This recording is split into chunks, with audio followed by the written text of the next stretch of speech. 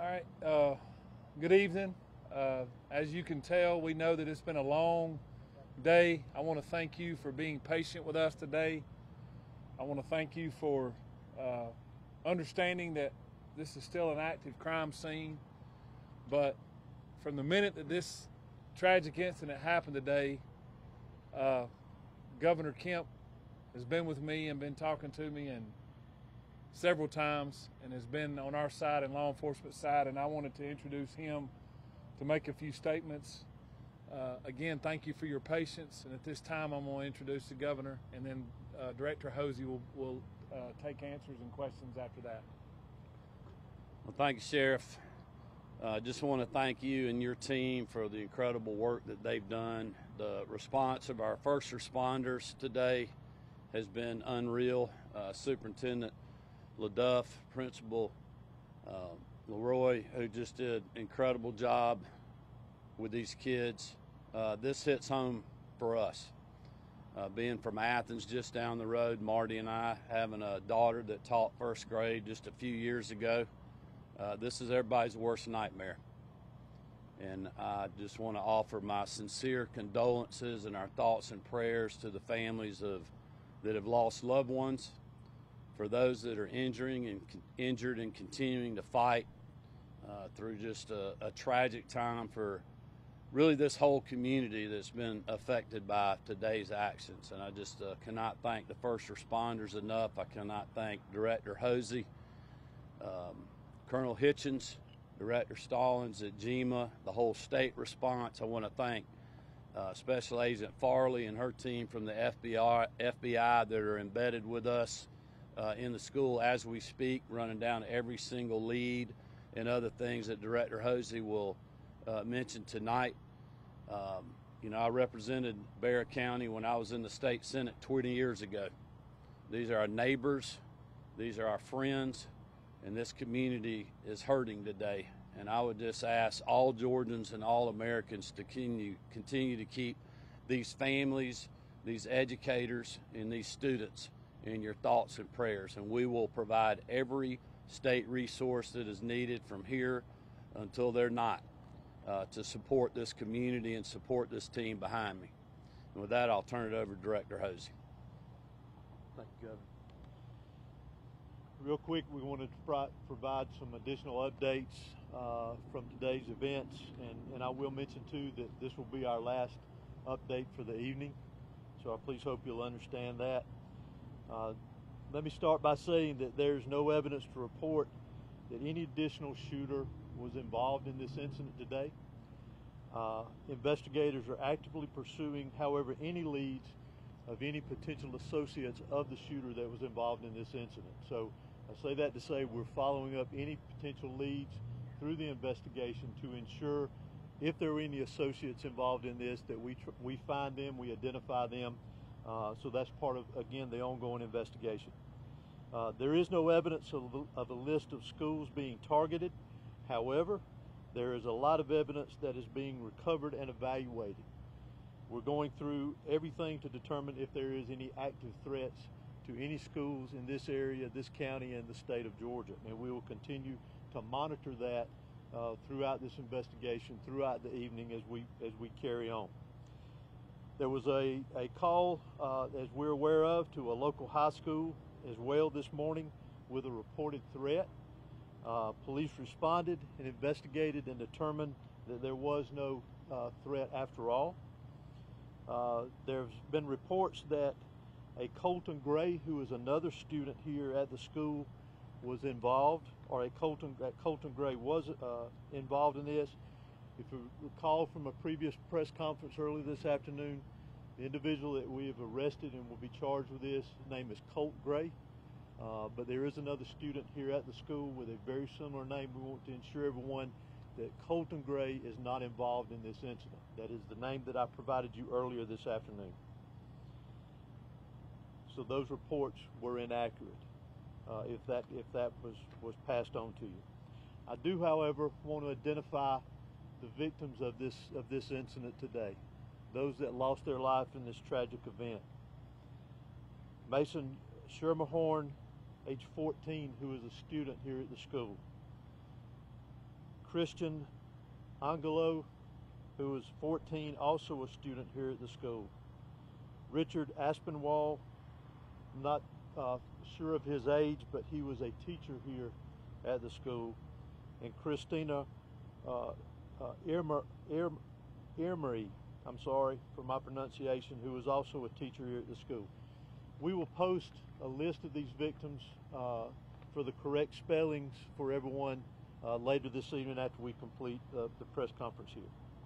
Also, as has been released, the FBI's National Threat Operations Center has received anonymous tips in the past of online threats to commit school violence or school shootings at an undetermined location and time. The FBI referred this information to the Jackson County Sheriff's Office for action. The Jackson County Sheriff's Office identified and located Gray, who is our suspect in this case. They conducted an investigation at that time, and there was no probable cause for arrest or to take any additional law enforcement action. This is not recent, this is in the past, but we wanted to bring that to your attention because we are pursuing that, working with the FBI on that, and any connection to that incident that could be connected to today's incident as well. Also, we're also aware of some previous contacts that the Department of Family and Children Services in the area had with the suspect and his family, and we are pursuing that avenue as well too to see if that has any connection with today's incident. Let me stress again, as we have many times, that this is still a very fluid investigation. It is still very active.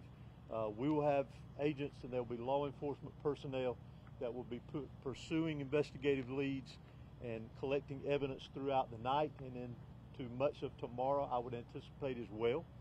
We again ask for your patience in that. This is a criminal investigation, and we're going to treat it like that. So I apologize ahead of time if we don't answer some of the questions that you may ask, so please understand.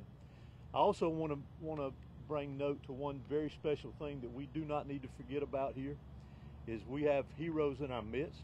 We've talked about our law enforcement personnel, our fire, our EMS. Those that are deceased are heroes in my book. Those that are in the hospital recovering right now are heroes in my book. But also the heroes that we need to remember is our faculty and staff here at this school. They acted admirably. They were heroes in the actions that they took. The protocols that this school and this system activated today prevented this from being a much larger tragedy than what we had here today. So I want to recognize them as heroes because they are. And continue with our thoughts and prayers, as has been mentioned, for the families that were lost here today, those that were lost here today, those that are recovering in the hospital, and obviously those that were affected directly by this tragedy here at the school and all of the community of Barrow County. We need to continue to have them in our thoughts and prayers. Thank you for doing another one of these again. Can you tell us, by chance, since he's being charged as an adult, will he be in court tomorrow? Will there be a first court appearance? Will he be booked tonight? Will that happen? He will be booked tonight. I'm not sure of the court appearance, but it will be within a reasonable amount of time. Is there anything that you can share to us about the weapon that was used, by chance? The weapon that was used in this was an AR platform style weapon. So how did Mr. Gray get the gun into this? We're still investigating that aspect of it. Did he go out of the classroom, get the gun, and come back? We've heard some of that from some students. We're still trying to clarify a lot of the timeline from the time that he got here to school today until the incident took place. And last one from me. I mean, so often, I know people at home, we always hear something that the FBI has heard something about someone who goes and does one of these tragic events. How can we stop this from happening? Because it feels like this happens every single time there's a school shooting that we've heard that there's a prior threat or there's prior knowledge. When lives are at stake, how can we stop this from happening? Well, there's a variety of ways, in my personal opinion. Community involvement, what our school system is doing here to ensure that. Whether we'll be able to stop it completely one day or not, I don't know. Those are decisions that each individual is making on their own to do this. But again, I go back to what I said earlier about the heroes here that prevented things from being a lot worse today. But we've got to take action within our own communities, take care of each other, be aware of our surroundings and what's going on in our community. Dr. Hosey, do you believe and they found hunting rifles happened among those weapons that were in the home during that interview? Again, that's part of a lot of the things that we're trying to clarify within the investigation. How Again, did we're law very, enforcement find very out early. about the As a active shooter parent. situation? Was it from a 911 call from a faculty or staff member or from a student? Can you just expand on that since they got here within minutes? Could you also expand on why it was a female faculty member walking around looking for the student minutes before he shot up the school? No. Can y'all clarify that? I'll let Director Why Hosey the answer that question. Resource officer didn't approach Look, him? Ma'am, let's get this question right here, and then we'll come You back asked to how was they notified? Yeah, we discussed today, heard earlier, law enforcement here within several minutes. So we're just curious how the notification went through. Did 911 hear about it from a student, or was it a faculty that made that call alerting law enforcement? All of our teachers are armed with a form of an ID called Centegix.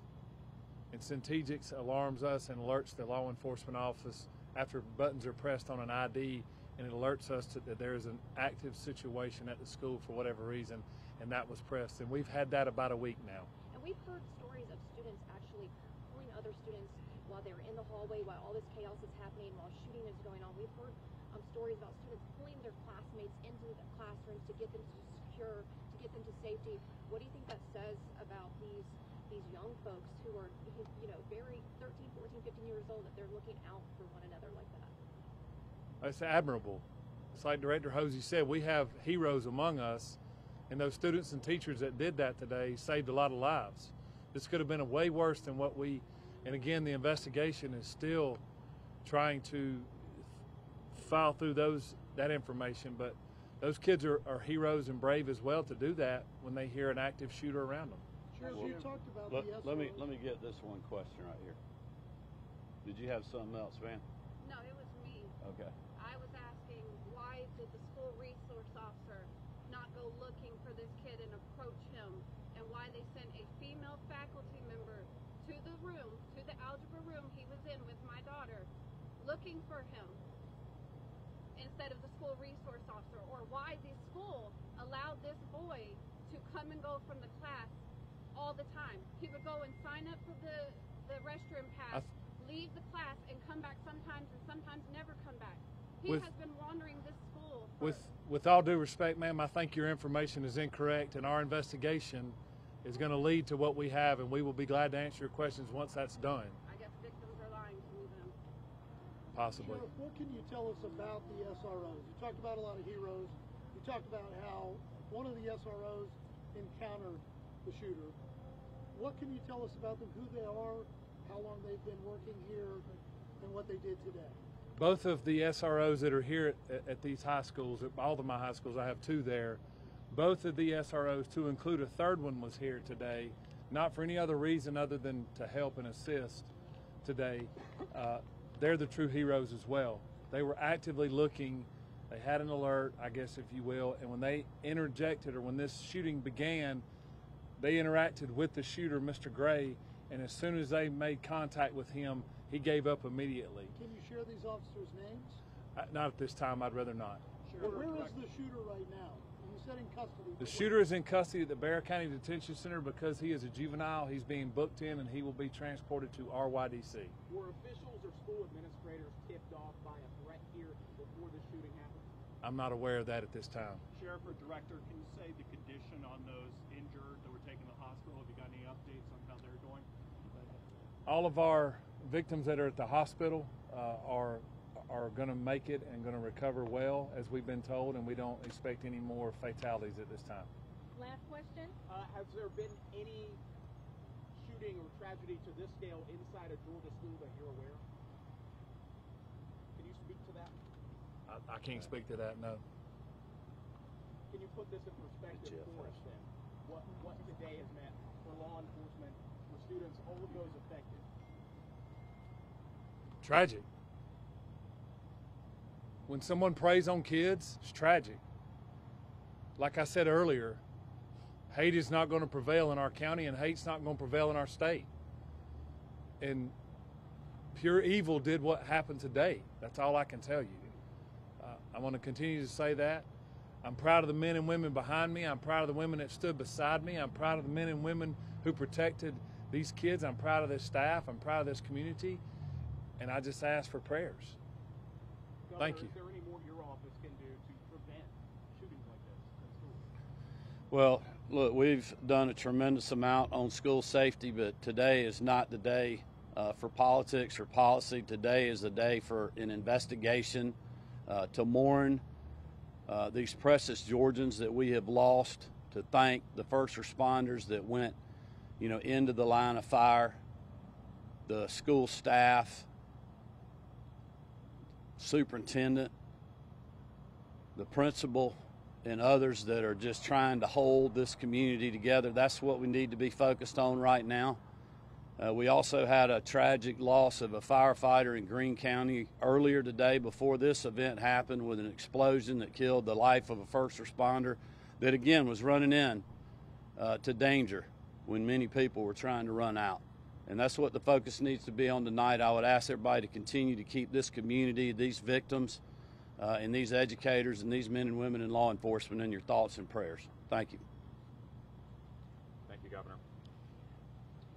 I just want to thank everyone for their patience and taking the time to cover this. We ask that you continue to follow the GBI for updates. As we said earlier, we're going to continue to provide updates. It's very important that we get this information out. But right now, we really want to focus on our victims, and you can, as I said earlier, continue to follow us as we provide additional updates. Thank you. The spellings of those